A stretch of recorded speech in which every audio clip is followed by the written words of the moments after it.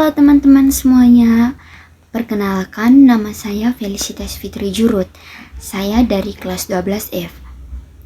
Jadi di sini saya akan menjelaskan tentang tugas matematika lanjut mengenai salah satu jenis bangun datar dan menjelaskan transformasi geometri bangun datar yang sudah ditentukan. Terdapat translasi, refleksi, rotasi, dan dilatasi. Oke teman-teman, terdapat elemen yaitu aljabar dan fungsi. Tujuan pembelajarannya adalah A.5 menerapkan transformasi geometri. Jadi teman-teman, kriteria ketercapaian tujuan pembelajaran. 2.1 mendeskripsikan transformasi geometri. 2.2 mengidentifikasi dan menggunakan komposisi transformasi geometri. Yang kita lakukan adalah mengenai rotasi di GeoGebra. Nah, kira-kira bagaimana cara untuk membuat rotasi di GeoGebra? Di sini saya akan membuat poligon terlebih dahulu. Misalkan kita mempunyai titik A di titik 2,3.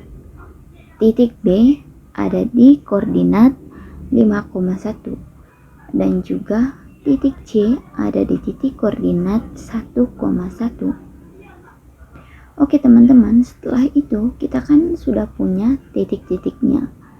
Di sini kita akan menyambungkannya atau menghubungkannya dengan poligon dari A ke B, B ke C, terus kembali lagi ke A. Nah, maka di sini kita akan mempunyai sebuah bangun datar segitiga yang dinamakan dengan T1. Oke teman-teman. Nah, selanjutnya karena rotasi itu berhubungan dengan sudut, maka di sini kita akan membuat sliders atau luncuran.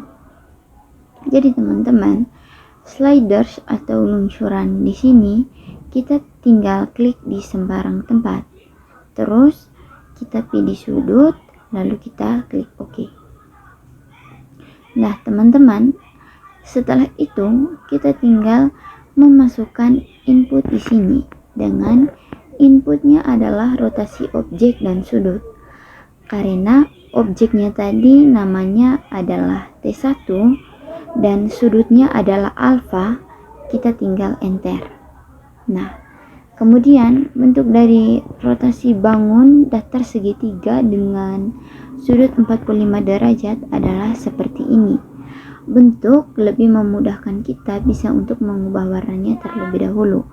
Misalkan ke hijau, tidak terlalu kelihatan berarti biru aja. Oke, selanjutnya setelah itu kita tinggal memainkan di slidersnya saja. Misalkan kita mau ke sudut, misalnya bisa ke 270 derajat. Maka nanti bentuk rotasinya adalah seperti ini.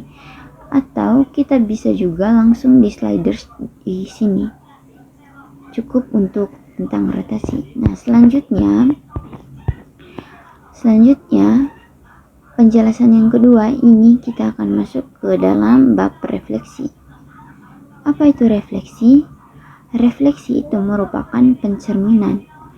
Untuk yang pertama, kita akan mencoba untuk mencerminkan sebuah titik terhadap sumbu X maupun Y. Caranya adalah dengan membuat sembarang titik.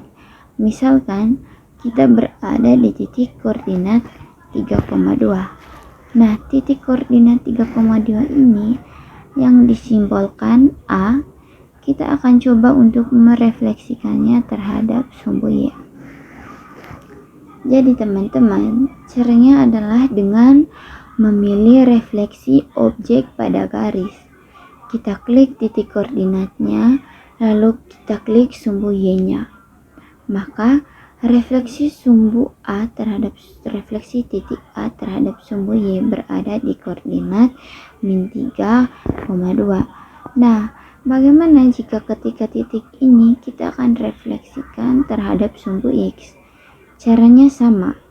Klik titik A, lalu kita akan klik sumbu Y. Nah, maka refleksi A terhadap sumbu X adalah min 3,2. Nah, teman-teman, di sini kita akan mencoba juga untuk merefleksikan sebuah bidang terhadap sumbu X maupun sumbu Y. Nah, teman-teman, caranya sama. Di sini kita akan memasukkan sebuah input.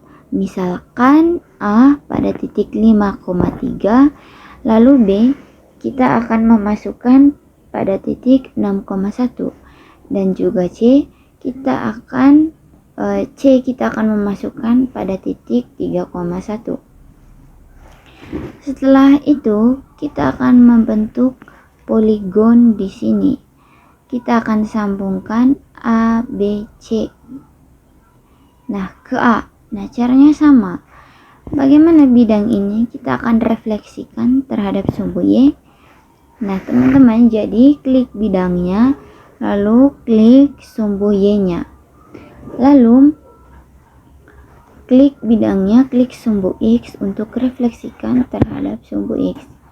Maka teman-teman, di sini akan terdapat refleksi bidang terhadap sumbu Y dan juga refleksi bidang segitiga terhadap sumbu X.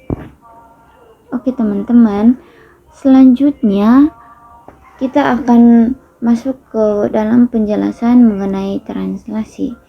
Nah, oke teman-teman, di sini translasi merupakan sebuah titik terhadap vektor. Caranya sama. Kita akan buat sebuah titik baru, misalkan di koordinat 3,1. Karena dia merupakan translasi atau bayangan terhadap sebuah vektor, maka di sini kita akan membuat sebuah vektor.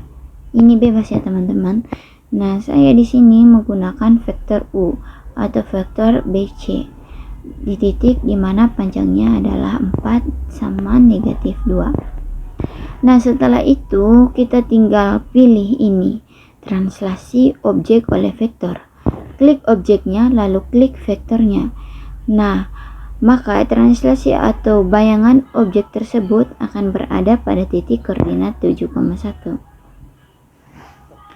Oke teman-teman, selanjutnya saya akan menjelaskan mengenai dilatasi terhadap suatu titik pusat atau titik 0,0.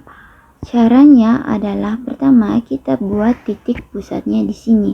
Nah, kalau misalkan kita membentuk sebuah poligonnya bebas ya, tidak harus misalnya kita bisa perkecil terlebih dahulu supaya bisa terlihat.